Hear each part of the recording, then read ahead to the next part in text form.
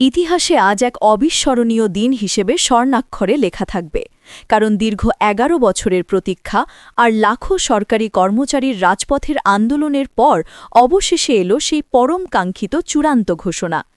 প্রিয় সরকারি চাকুরিজীবী ভাই ও বোনেরা, আজকের সকালের আপডেট নিউজে আপনাদের স্বাগত।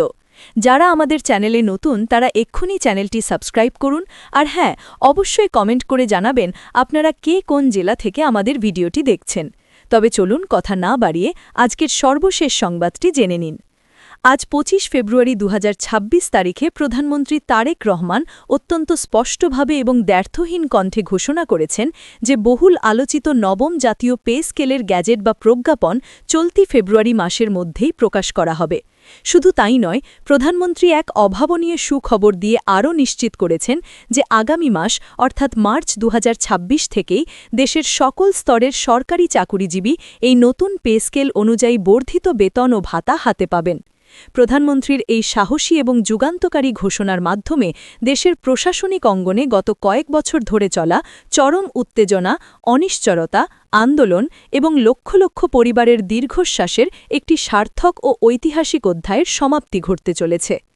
এই ঘোষণার সাথে সাথেই সচিবালয় থেকে শুরু করে দেশের প্রতিটি জেলা এবং উপজেলা পর্যায়ের সরকারি দপ্তরে, স্বায়ত্তশাসিত প্রতিষ্ঠানে এবং মাঠ পর্যায়ের প্রতিটি কর্মস্থলে এক অভূতপূর্ব উৎসবমুখর পরিবেশ এবং খুশির জোয়ার বয়ে যাচ্ছে।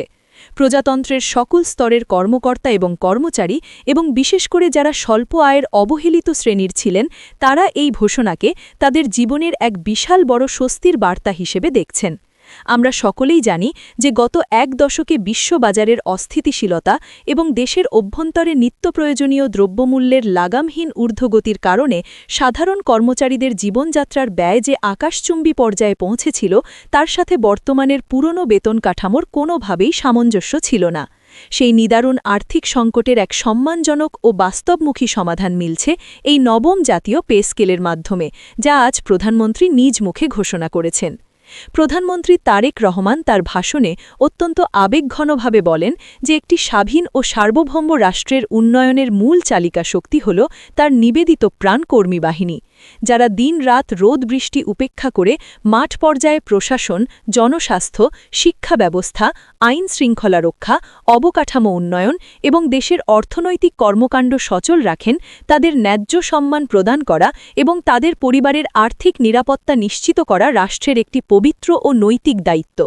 প্রধানমন্ত্রী মনে করেন যে নবম পে স্কেল বাস্তবায়ন করা সরকারের পক্ষ থেকে কোনো দয়া নয়, বরং এটি কর্মচারীদের দীর্ঘদিনের কঠোর পরিশ্রমের এক রাষ্ট্রীয় স্বীকৃতি ও দায়বদ্ধতার প্রতিফলন।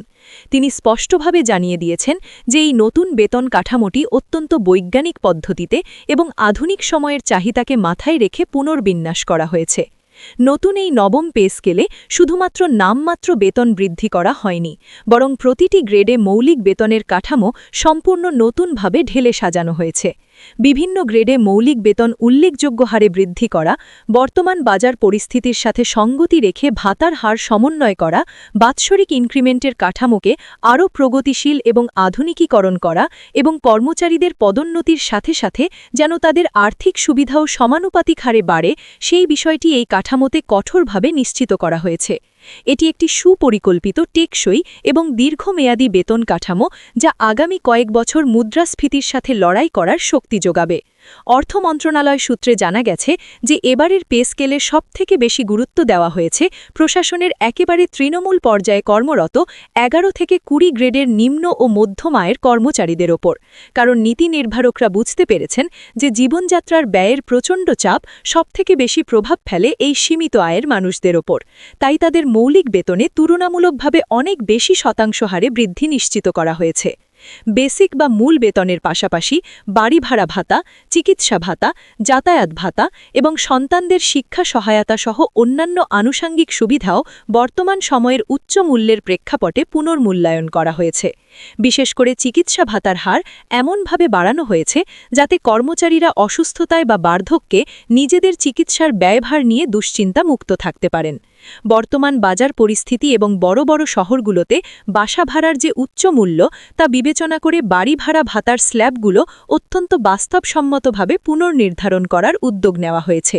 এর ফলে মাস শেষে একজন কর্মচারীর মোট গ্রস স্যালারি বা নিট আয় একটি অত্যন্ত সম্মানজনক পর্যায়ে পৌঁছাবে, যা তাদের পারিবারিক জীবনে স্বস্তি ও স্বাচ্ছন্দ্য ফিরিয়ে আনবে।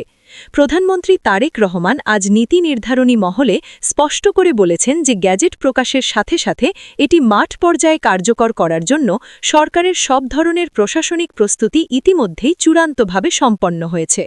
অর্থ মন্ত্রণালয়, জনপ্রশাসন মন্ত্রণালয় এবং সংশ্লিষ্ট সকল হিসাবরক্ষণ দপ্তর এখন সমন্বিতভাবে কাজ করছে, যাতে কোনো প্রকার আমলাতান্ত্রিক জটিলতা বা কারিগরি বিলম্ব ছড়াই আগামী মাস থেকেই সরাসরি কর্মচারীদের ব্যাংক অ্যাকাউন্টে নতুন কাঠামো অনুযায়ী বেতন ও ভাতা পৌঁছে যায়।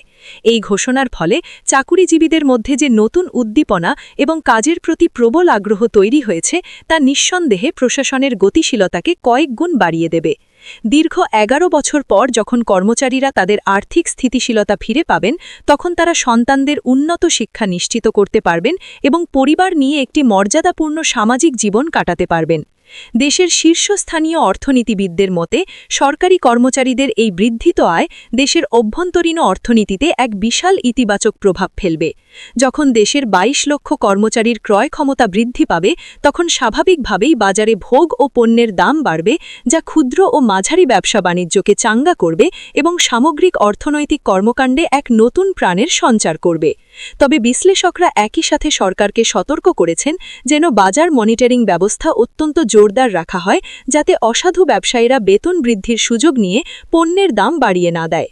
নবম পে স্কেলের আরেকটি অত্যন্ত আধুনিক এবং প্রশংসনীয় দিক হল এটি সম্পূর্ণ ডিজিটাল পদ্ধতিতে এবং আইবাস প্লাস প্লাস সফটওয়্যারের মাধ্যমে স্বয়ংক্রিয়ভাবে নির্ধারণ করা হবে। স্বচ্ছতা এবং জবাবদিহিতা নিশ্চিত করতে অনলাইন ডেটাবেস আপডেট এবং সার্ভিস বুক ডিজিটাইজেশন করা হয়েছে, যা প্রজাতন্ত্রের কর্মচারীদের জন্য এক বড় মাইলফলক। প্রধানমন্ত্রী তার বক্তব্যে আরও যোগ করেন যে এই পে স্কেল শুধু একটি সংখ্যাতাত্ত্বিক পরিবর্তন নয়, বরং এটি একটি সুদূর প্রসারী আর প্রশাসনিক সংস্কারের অংশ। এর মাধ্যমে কর্মচারীদের কর্মপ্রেরণা বৃদ্ধি পাবে এবং রাষ্ট্রীয় সেবার মান বহুগুণ উন্নত হবে, যা সাধারণ মানুষের হয়রানি কমাতে সাহায্য করবে। কর্মরত চাকুরিজীবীদের পাশাপাশি বর্তমানে যারা অবসরে গিয়েছেন সেই প্রবীণ পেনশনাররাও এই ঘোষণার দিকে অত্যন্ত আশাবাদী হয়ে তাকিয়ে আছেন। প্রচলিত নিয়মে নতুন পে স্কেল কার্যকর হলে পেনশনারদের সুবিধাতেও একটি সম্মানজনক সমন্বয় আনা হয়, যা তাদের শেষ জীবনের চিকিৎসা ও ওষুধের খরচ মেটাতে বড় সহায়ক হবে। সরকারের পক্ষ থেকে জানানো হয়েছে যে এই পে স্কেলটি প্রণয়নের ক্ষেত্রে বিভিন্ন উচ্চ পর্যায়ের বিশেষজ্ঞ কমিটির সুপারিশ, জাতীয় বাজেটের সক্ষমতা এবং আন্তর্জাতিক পর্যায়ের অভিজ্ঞতাকে নিবিড়ভাবে পর্যবেক্ষণ করা হয়েছে। এটি একটি অত্যন্ত ভারসাম্যপূর্ণ সিদ্ধান্ত, যেখানে কর্মচারীদের স্বার্থ রক্ষার পাশাপাশি রাষ্ট্রের আর্থিক শৃঙ্খলা এবং স্থিতিশীলতার ওপরও তীক্ষ্ণ নজর রাখা হয়েছে। ভিডিওটি খুবই জরুরি, তাই দয়া করে সবার সাথে ভিডিওটি শেয়ার করতে ভুলবেন না। আর নতুন ভিডিও আপডেট পেতে এক্ষুনি চ্যানেলটি সাবস্ক্রাইব করুন।